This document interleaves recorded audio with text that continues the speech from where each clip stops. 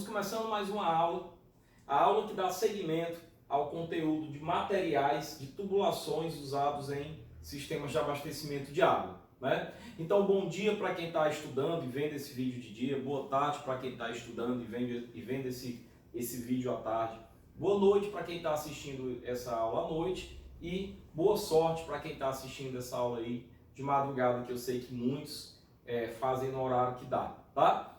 A gente dá seguimento aqui nesse conteúdo. No vídeo anterior a gente estudou a parte dos critérios de escolha para os materiais de tubulação. A gente viu que são muitos os critérios: vazão, perda de carga, rugosidade, custo, diâmetro, né? Uma série material, se reage ou não com a água. A adutora de água bruta é um pensamento, a adutora de água tratada é outro pensamento, estação elevatória é um pensamento por conta da montagem, a adutora é outra. Se for a adutora enterrada é de um jeito, se for a adutora apoiada na superfície do terreno é de outro jeito, tá? Então a gente comentou sobre esses vários critérios. A gente também estudou no vídeo anterior a classificação, na verdade a definição de algumas pressões: pressão máxima de serviço, pressão de teste, PTA, né? Pressão de serviço admissível, PSA, e a pressão nominal, que é algo que nós vamos aumentar o nosso conhecimento nesse vídeo. E a gente, por fim, também estudou no vídeo anterior que os materiais que a gente vai usar aqui, grosso modo, podem ser divididos em materiais metálicos e materiais não metálicos, que hoje a gente vai assistir a aula sobre os materiais metálicos, ok? Então, vamos lá, seguindo direto ao que interessa. O primeiro material metálico é o ferro fundido, tá? Que tem a abreviatura de FOFO, né? Olha que fofo, né? É o ferro fundido, tá bom? Essa daqui é a tubulação de ferro fundido, uma tubulação extremamente pesada, tá? Observe que externamente ela tem cores aí vermelho ou preta, e isso tem um significado, a questão da proteção contra a agressividade do solo, tá? Só um instante. E que internamente, em todas elas, você percebe a presença de um material esbranquiçado. A gente vai compreender isso aqui melhor, tá? Veja bem, os primeiros tubos de ferro fundido foram instalados no Palácio de Versalhes, na França, em 1664. Até hoje, essa tubulação, esse sistema lá no Palácio de Versalhes está sendo utilizado. Então, para você ver aí a resistência, a durabilidade e a vida útil que esse material proporciona, tá? Então, sua durabilidade aliada à sua resistência à corrosão, tá? E a resistência a elevadas pressões internas, a esforços externos, tá? E aos choques que ocorrem durante o transporte e o assentamento, tornam esse material especial para o sistema de abastecimento de água. Então, essas aqui são as principais características. Professor, então, peraí, eu quero construir uma tubulação embaixo de uma grande via, tá? Uma via de muito trânsito, tá? O que é que eu vou usar? Predominantemente, eu devo escolher o ferro fundido? Sim, se essa tubulação for uma tubulação de grande diâmetro, por exemplo, e ela tiver que ser colocada embaixo de uma via de muito trânsito, significa que essa tubulação requer um cuidado especial com os esforços externos, né? Então ela tem que resistir a esses esforços externos para que ela não danifique, não amasse ou não venha a romper. Então o ferro fundido é o principal candidato dentro dessa hipótese, tá? Os tubos ferrosos podem ser classificados, olha só, em função do teor de carbono. Então olha aqui, ó, o ferro propriamente dito, ele tem de 0 a 0,1% de carbono, tá? O aço, ele vai de 0,1 a 1,7% de carbono. O ferro fundido se difere do aço e do ferro propriamente dito por ter um teor maior de carbono, de 1,7 a 5% de carbono. Então, basicamente, essa vai ser a diferença entre o ferro fundido e o aço, tá? Esse carbono, nessa proporção maior, é uma das coisas que confere o grande peso ao ferro fundido, tá? O termo ferro fundido, ele cobre uma variedade muito grande de ligas de ferro, carbono e silício. Então ele é uma liga metálica, tá? classificada em famílias de acordo com a forma da sua grafita, que é o elemento básico que compõe, né, de carbono, que compõe o ferro fundido. Então, eu vou classificar em um tipo ou em outro, ferro fundido de um jeito ou ferro fundido de outro jeito, em função da forma como essa grafita se apresenta microscopicamente. Ok? Então, veja, nos ferros fundidos cinzentos, a grafita se apresenta sob a forma de lamela, sob a forma lamelar, né? Que sob esforços podem provocar fissuras com certa facilidade. Então você tem uma forma lamelar ou até laminar, tá? E que provoca fissura com uma certa facilidade, tá? Os metalurgistas procuraram resolver esse problema. Então eles foram estudar a fundo na ciência dos materiais, na engenharia dos materiais, tá? E em 1914, aqui em Santos, São Paulo, desenvolveu-se o ferro fundido centrifugado. Então, o que é o ferro fundido centrifugado? Ele é ferro, tá? Ele é ferro fundido, mas do ponto de vista da resistência, ele é uma evolução ao ferro fundido cinzento, tá? Por quê? Porque ele não apresenta mais a sua grafita em forma lamelar. Ele apresenta a sua grafita com uma outra forma, mais esférica, que lhe confere maior segurança, tá? Veja lá, com lamelas muito finas que melhoraram a qualidade mecânica. Então, olha só. Se você prestar atenção, essa foto da esquerda é o ferro fundido cinzento. E bem aqui está o ferro fundido dúctil. Ó, aqui está centrifugado, né? Aqui eu estou falando já do ferro fundido dúctil. Olha só, em 1948, nos Estados Unidos e na Inglaterra, obtiveram uma outra evolução. O ferro fundido esferoidal, mais conhecido como ferro fundido dúctil, que é o ferro fundido que se usa hoje. Então, o que aconteceu? Quando a grafita se produz em forma de esferas. Então, se você for olhar aqui para a grafita, você vê ela aí em várias esferinhas. E se você for olhar aqui para o ferro fundido cinzento, você vê aqui lâminas, né, em formato lamelar, tá? E aí, o ferro fundido cinzento evoluiu para o ferro fundido centrifugado, mas o ferro fundido centrifugado ainda é um ferro fundido cinzento melhorado, ou seja, as lamelas, as grafitas ainda são lamelares. Já o ferro fundido dúctil apresenta essa outra forma de grafita, o que lhe confere maior resistência. Então, o que acontece? Em termos práticos, o elevado teor de carbono confere ao ferro fundido resistência à compressão, ou seja, ele resiste a esforços de compressão, tá? O que seria muito bom em tubulações aéreas, ok? Fadiga e corrosão, facilidade de moldagem e usinabilidade. No ferro fundido dúctil, além dessas, eu acrescento um aumento na resistência, porque ele resiste mais à tração, tá? Aproximadamente 3 vezes a resistência que o ferro fundido cinzento resiste, tá?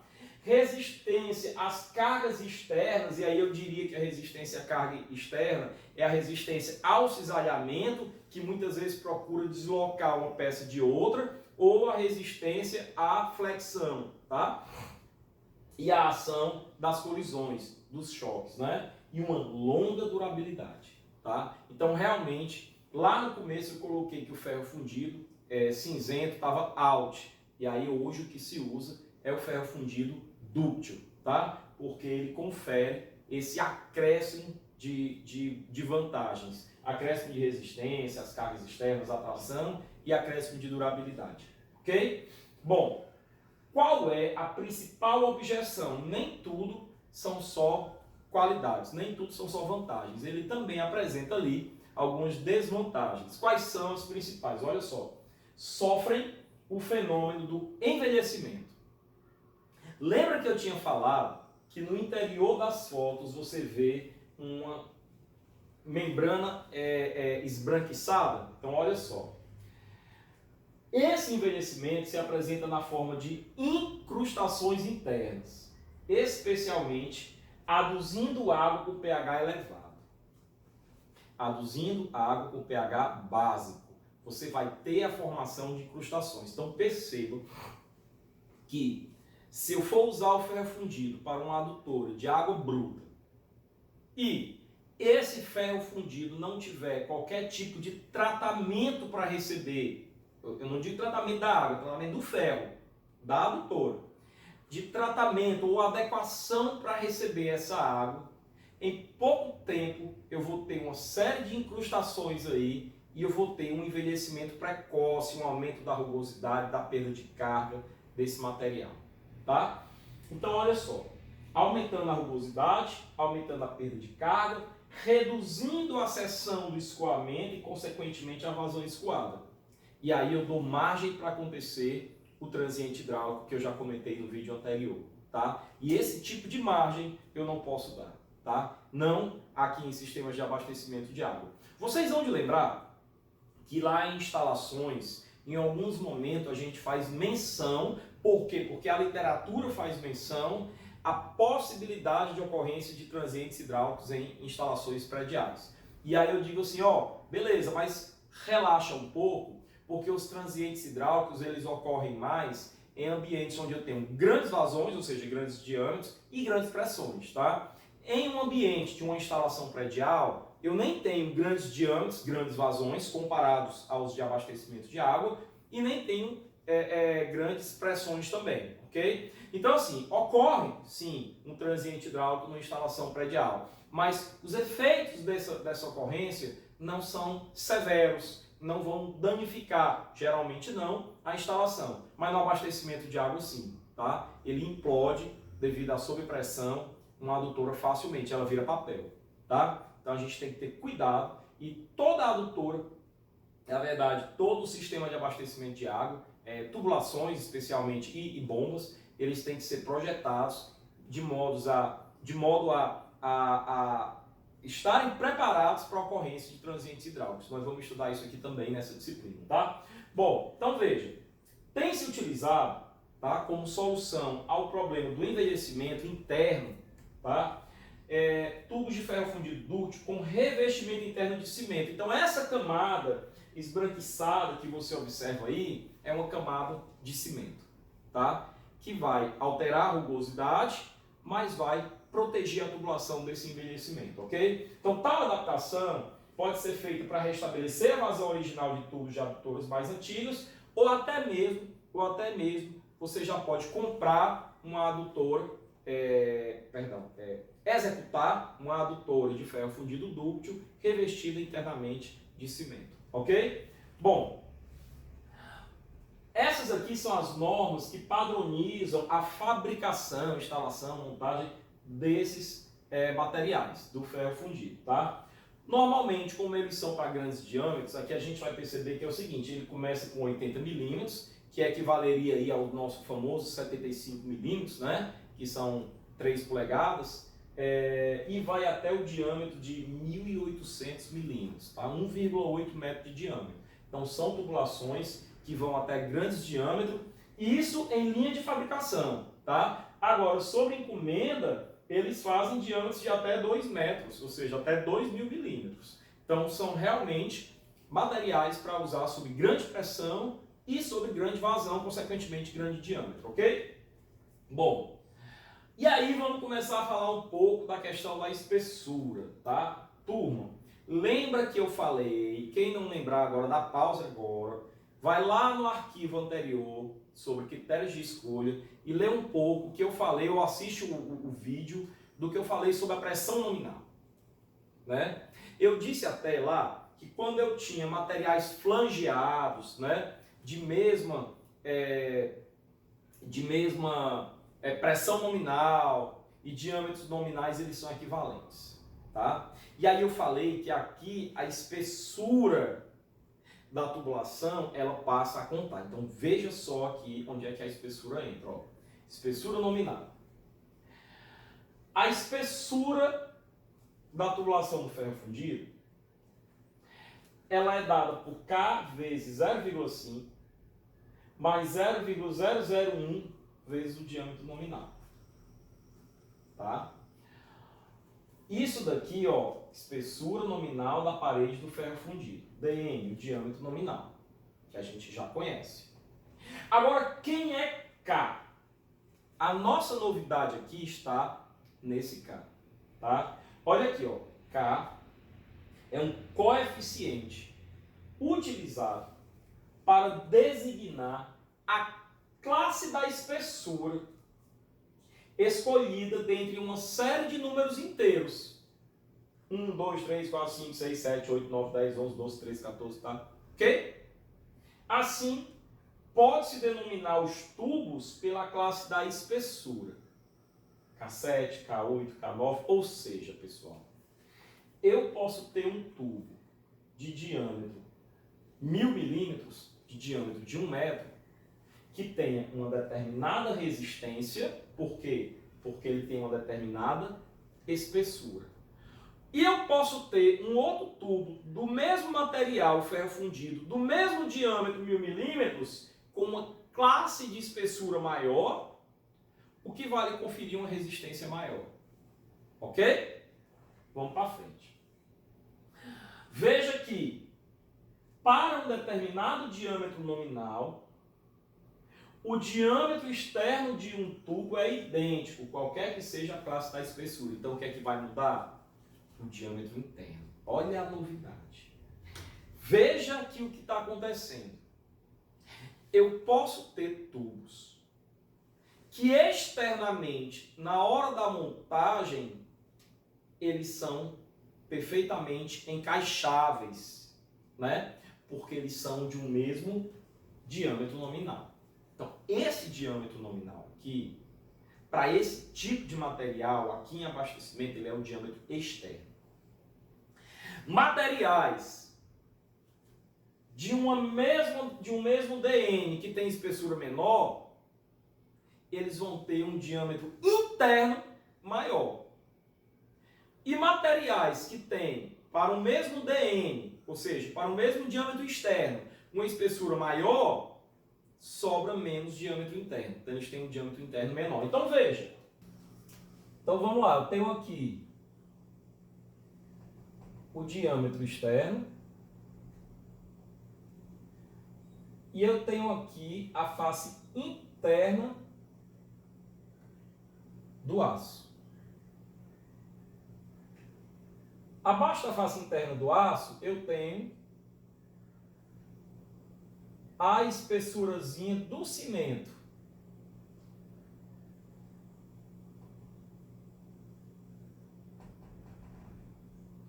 Então, eu vou pintar aqui o aço.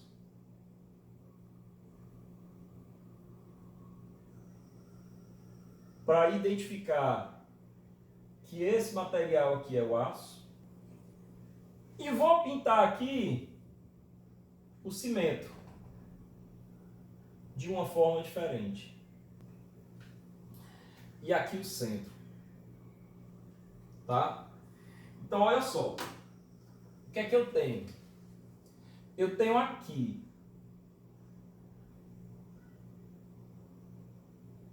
a espessura do ferro fundido.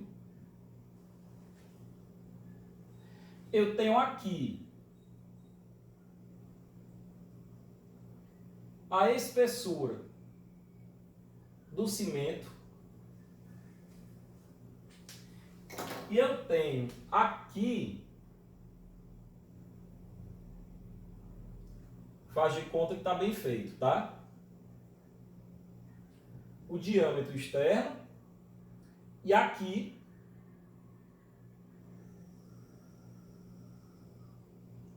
o diâmetro interno. Então, o diâmetro externo vai ser composto por quem?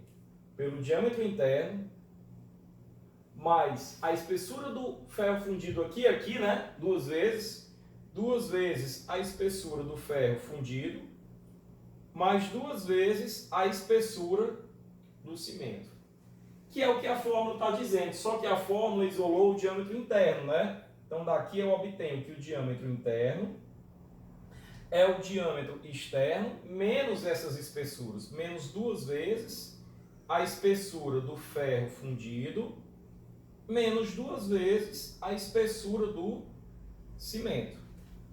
Tá? Então, essa fórmula aí aparece a partir dessa imagem. tá? Então, olha só. Conexões são fabricadas na classe K12, com exceção de T's e cruzetas, que são fabricados com resistência maior na classe K14. E aqui a fórmula do diâmetro interno que a gente já explicou. Vamos para frente. Aqui eu tenho determinados tipos, por exemplo, de junta. Isso aqui é uma bolsa. Aí aqui eu tenho os elementos explicando o que é o diâmetro externo, o que é o diâmetro interno, o que é a espessura do cimento, bem pequenininha aqui nessa imagem aparece, o que é a espessura do ferro fundido, que é essa preta aqui, tá? São os elementos que eu coloquei aqui nessa imagem na secção transversal, tá bem? Bom, mais do mesmo, é a mesma coisa, só que aqui eu estou ilustrando alguns tipos de juntas. Ponta e ponta, ou seja, ponta de um lado e ponta do outro. Flange com bolsa, é flange de um lado, ó, isso aqui é um flange, ó, o parafusozinho aqui, ó. Isso aqui é uma bolsa, a bolsa é uma extremidade fêmea que vai receber uma extremidade macho, tá? Tudo com flange de um lado e flange do outro, ele é todo flangeado, aí ele mostra a espessura, o diâmetro externo, tá bom? Bem, quais são os tipos de juntas mais utilizadas nas montagens das tubulações de ferro fundido? Aqui eu já mostrei alguns, né? Eu mostrei bolsa, ponta e ponta, tem ponta e bolsa também, tá? Aqui é flange de um lado, bolsa do outro. Aqui é flanges, flange com flange. Aqui é flange com ponta, mas faltou também ponta e bolsa, tá? Que eu acho que eu devo ter colocado nessa imagem anterior. Não, aqui é só para mostrar esses elementos aqui. Tá? Bem, então eu tenho uma junta elástica, onde está escrito aqui PBA. O que é que significa PBA? Pessoal, PBA é ponta e bolsa. Muitos chamam somente de PB. Agora, acontece que quando você vai encaixar uma ponta numa bolsa, para que esse encaixe não fique dançando, para que ele fique fechado, estanque, eu tenho que ter uma vedação. Então essa vedação ela é feita através de um anel de borracha que vem colocado na extremidade, na verdade, no anel maior da bolsa. E aí ele não deixa a água vazar, nem deixa dançar, tá? Então é anel. Então PBA é ponta, bolsa e anel, tá? Aí tem a junta flangeada, que são os flanges, tá? Então, lembrando, nessa PBA tá a ponta e tá a bolsa. E aqui está o flange, e aqui tem vários outros tipos de juntas mais específicas para outras ocasiões que a gente vai só citar, mas não vai estudar, que para nós aqui não interessa, tá? Bem, então veja, a junta elástica, que é a junta ponta e bolsa, ou ainda ponta, bolsa e anel de borracha, tá? Esse anel é um anelzinho de borracha, tá? É o tipo de junta mais utilizado nas tubulações de ferro fundido dúctil. Olha só, pessoal, olha só, aqui eu tenho uma bolsa, que é uma extremidade alargada, que vai receber a ponta do outro lado, e dentro eu tenho um anel de borracha para vedação e fixação. Então, é o tipo de junta, ponta, bolsa e anel, tá? A estanqueidade, ou seja, o não vazamento, é obtido pela compressão radial do anel de vedação de borracha inserido na bolsa do tubo. Ou seja, esse anel, na hora que você inserir a ponta, esse anel vai ficar comprimido, radialmente falando, tá? E aí isso é o que vai garantir a vedação, é a compressão desse anel de borracha, tá? Para pequenas mudanças de direção, ou seja, eu consigo fazer pequenos ângulozinhos.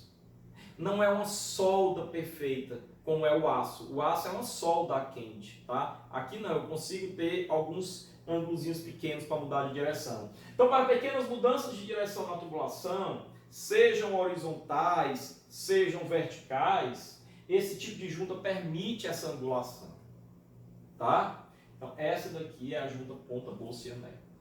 A junta flangeada, que é o flange,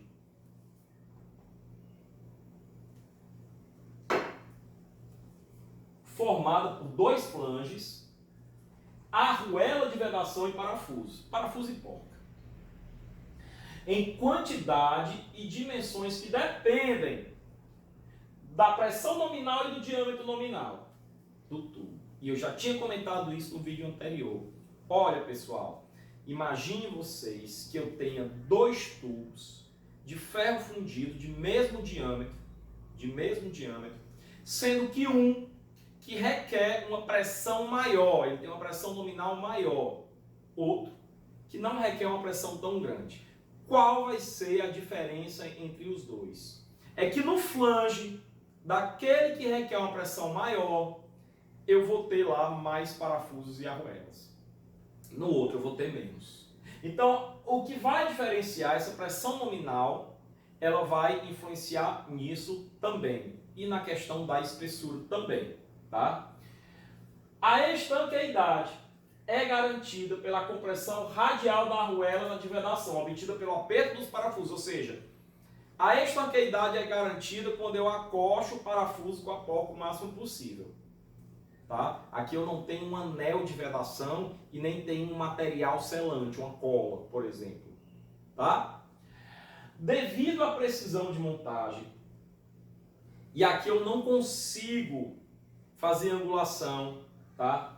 Devido à precisão de montagem e, preste atenção nisso, a possibilidade de desmontagem da linha, são empregadas essas juntas flangeadas, geralmente em tubulações não enterradas, que contém muitos acessórios, válvulas, bombas, etc., como por exemplo casa de bomba, estação elevatória, estação pressurizadora, reservatório de distribuição, estação de tratamento de água, mas em adutora não.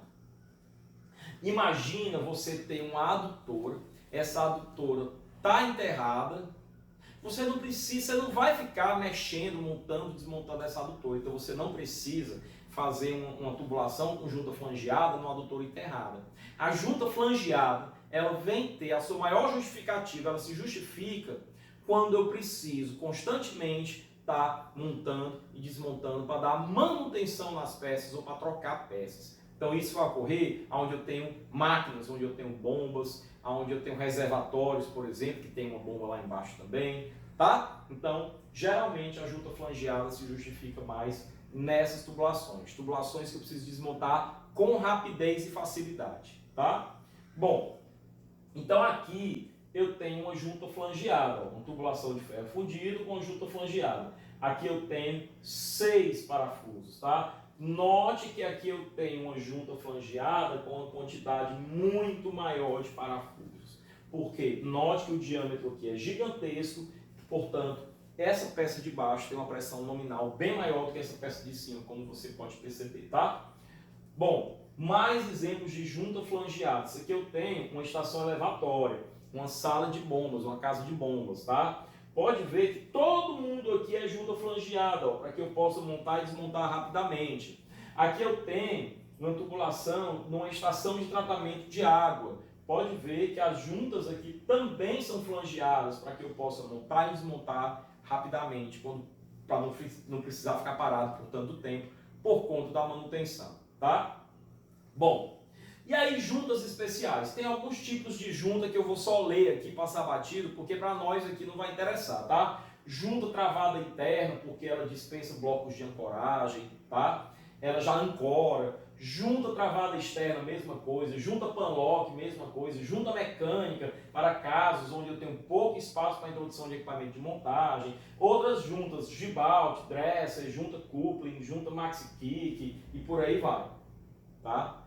A maioria delas eu não sei nem o que é, tá? E aí vai mais para quem realmente trabalha com a mecânica em si, né? Para o engenheiro civil isso aqui não é uma coisa muito conhecida. Bom, mas ainda falando do ferro fundido, eu tinha deixado para falar depois a história do K. Eu tenho certeza que você ficou com isso na cabeça. Veja só, resistência à pressão interna depende da resistência do corpo do tubo e da qualidade das juntas que o equipa. Então perceba, pessoal, que aqui a gente leva muito a sério os órgãos acessórios, as juntas, as conexões. Por quê? Porque uma peça vai ser ligada em outra através de uma junta, e a junta, não tenha dúvida, ela é menos resistente do que o corpo central da peça, da tubulação. Tá? Então, os primeiros pontos onde podem haver rompimentos, que são passíveis de rompimentos ou de vazamentos, são as juntas. É por isso que aqui a gente realmente passa a dar uma importância bem maior do que a junta, na junta, tá? Do que a gente dava em instalações que a gente trabalhava com pequenos diâmetros, tá? Junta soldável, né? Não era assim lá? Ou junta roscável, aqui a gente vai realmente mergulhar um pouco mais nesse universo, tá? Então os fabricantes fornecem tabelas com os valores da pressão de serviço admissível, da pressão máxima de serviço e da pressão de teste, tá? Considerando o diâmetro nominal, considerando a classe de espessura, K7, K8 e tal, o tipo de junta e a classe de pressão nominal. Pressão nominal 10, 16, 25 e assim por diante. Tá? Então, olha só, por exemplo, eu tenho aqui, vamos tentar pegar tubos de ferro fundido de 150 a 1.200 milímetros. Tá? Se ele tem uma junta K7 com a classe de espessura K7, tá? Ele vai ter uma pressão máxima de serviço, que é aquela que considera já o transiente, ele aguenta uma pressão de, no máximo, mesmo que eu tenha um transiente, no máximo, 2,5 megapascal, 250 metros de coluna d'água. Tá? No mínimo. E no máximo 6 megapascal, 600 metros de coluna d'água. Tá? É pressão que ele aguenta. Certo? Se você vier com a mesma K7, só que com a junta travada interna, mudou a junta, olha como cai. Para o mesmo diâmetro aqui, ó, olha como cai. Até para diâmetro menor. Esse aqui vai a 1.200, esse só vai a 300. Cai de 2,5 para 1,2, de 6 para 1,9. Então, tipo de junta realmente importa. Olha a junta elástica aqui, ponta bolsa e anel.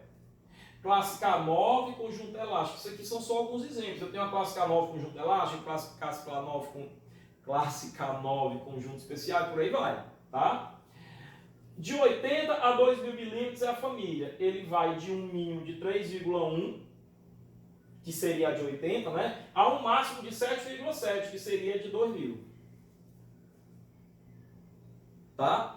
Então perceba que quanto maior a espessura, veja que ele aumentou aqui de K7 para K9. Esse cara aqui aumentou de 6 para 7, para 7,7. Esse cara aqui aumentou de 1,9 para 7,7.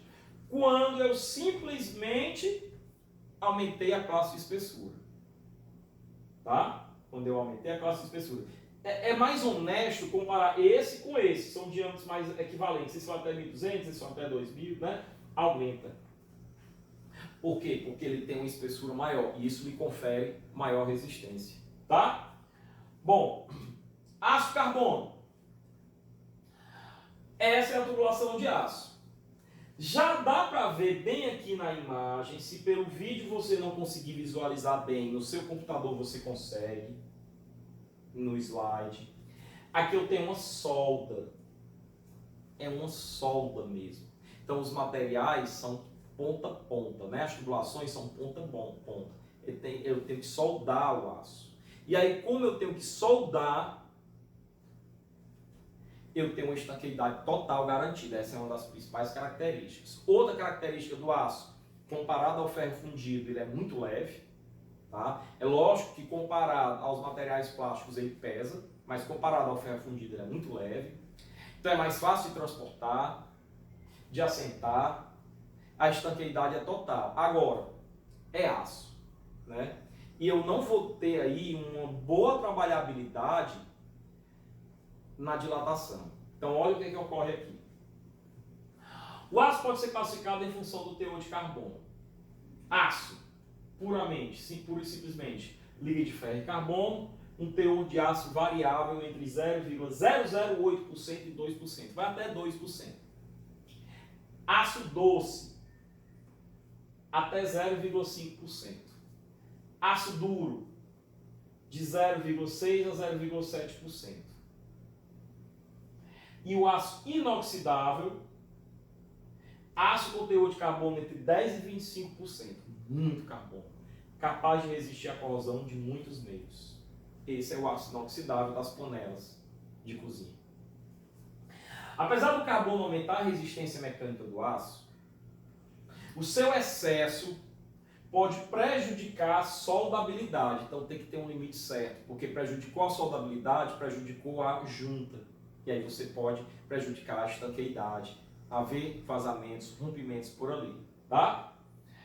Assim, o teor de carbono em tubulações usadas em sistemas de abastecimento de água deve ser limitado. E aí os fabricantes já têm a fabricação respeitando essa característica, tá? Bom, vantagens do aço. Elevada resistência às pressões internas. É um material metálico, então grande resistência. Boa soldabilidade, com total estanqueidade. Disponível em comprimentos superiores aos da maioria dos outros tubos. São mais leves quando comparados ao ferro fundido, facilitando o transporte e montagem, principalmente quando se trata de tubulações de grandes diâmetros. O menor peso que ele tem comparado ao ferro fundido e a possibilidade de instalação de tubulação aérea em forma de arco permitem às tubulações de aço vencer grandes vãos sem a necessidade de construção de estruturas especiais de apoio. Você pode fazer um arco, por exemplo, para transpor um corpo d'água, um rio, um riacho. Tá? Então ele tem essa característica, ok? Desvantagem. Por ter menor espessura de parede comparada ao ferro fundido, os tubos de aço são mais sensíveis à corrosão interna e à externa do que os de ferro fundido. Menor resistência às cargas externas, às pressões internas e à dilatação térmica. Então tem que ter cuidado, principalmente com a dilatação térmica para o aço. Tá? Eles são fabricados também com grandes diâmetros, de 170 até 2.500 milímetros, comprimentos de barras de 6 e 12 metros, sob encomenda também saem com 18 metros de extensão, mas o transporte fica complicado. Fabricado em vários tipos de junta, junta flangeada, junta ponta-ponta, junta ponta-bolsa, junta ponta-bolsa e anel de borracha, junta elástica, tá? Junta rebitada com rebite, telescópica, tem vários tipos de junta aqui. Você que vai pedir. Tá? Bom, aqui eu tenho a junta rebitada, que seria mais ou menos isso daqui, ó. Um rebite prende as peças. Tá? Então, quem está fazendo o papel dessa extremidade de cá e da extremidade de lá, seria essa peça aqui, ó. Essa peça vai receber de um lado uma tubulação, do outro lado a outra tubulação. Então ela envolve externamente, está aqui uma tubulação, está aqui a outra, ela envolve externamente as duas. E aí você vem e sai rebitando ela aqui ao longo da circunferência, ó, sai rebitando ela aqui, ó. Tá? Isso aqui é uma junta rebitada. Colocam-se os tubos um encostado no outro por dentro, são recobertos por uma luva presa por rebites. Isso aqui é a luva. Tá? Tipo de junta raramente usada em tubos soldados, salvos de grande diâmetro, maior espessura, porque eles apresentam dificuldade de soldagem no campo. Tá? Junta telescópica, outro tipo de junta que eu também não vou entrar muito nessa junta. Tá? Junta elástica, bolsa e anel de borracha. No outro lado é a ponta. Tá? Então cada tubo vem com a extremidade em ponta, a outra em bolsa. Você liga a bolsa de um na ponta do outro tubo. Tá? Aquele de junta, ponta, bolsa e junta elástica. É a mesma coisa. E aí ele tem junta, ponta, bolsa, né? Junta flangeada, todas elas a gente já conhece. Ok? Resistência à pressão. A pressão de trabalho das tubulações de aço varia em função do diâmetro nominal, não é novidade, da espessura da parede do tubo e do tipo de aço. Nenhum dos três é novidade. Podem se obter pressões de trabalho muito elevadas, já que é possível variar a espessura do aço. Então, posso trabalhar com o aço mais leve que o ferro fundido, porém mais exposto à corrosão interna ou externa, variando a espessura dele. Então aqui eu tenho algumas faixas de pressão máxima de serviço. Tubos de aço, PBJE, que vão de 300 a 1.200 milímetros. Olha aí, ele vai de 1,5 até 3,8 megapascal. 380 metros por coluna d'água, tá?